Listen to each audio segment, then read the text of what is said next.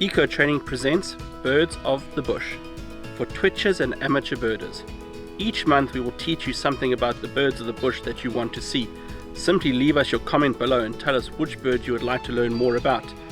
Today's bird is the Meve's starling. Hi folks, and welcome to another episode of Birds of the Bush. Today, as requested by Worldedit 358, we are going to be looking at the Meve's starling, and we are in the perfect habitat for that. We are in northeastern South Africa in the Makuleke Concession, and this is one of the few places where we actually find them in large numbers. We're surrounded by beautiful Boabab trees, lots of Mopani felt, as well as open ground where they love to feed. They have this glossy iridescent blue coloration, which I think is something that draws our eye to it immediately. Now, when looking for our Meve starlings, the best place I find to look for them is actually on the ground and not up in the sky. They spend a lot of their time foraging on the ground, where they use those incredibly long tails that almost look out of proportion to their body.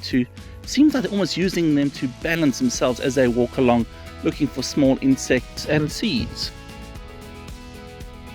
So when it comes to the preferred habitat for the Meve starling, they love areas where you find lots of baobabs as well as Mopani trees, such as the one I have growing beside me here. And this northern region of Makuleke is the ideal place. If you just look around us here, you'll see there are Mopani trees all over the show here. So one of the reasons why the Meve starling loves Mopani felt is because they love feeding on a small little insect called a psyllid. Now, psyllids love laying their eggs on Mopani trees, especially on the leaves. And if you have a look over here, you'll see some leftover parts of the psyllid egg case, a little white crusty bit.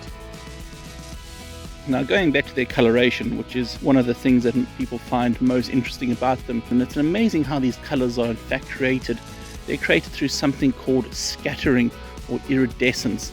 And the way this works is light hits the bird's feathers, and inside their feathers they have microscopic layers of keratin sheets. They scatter the wavelengths of light and causes us to get these lovely iridescent blue coloration coming through.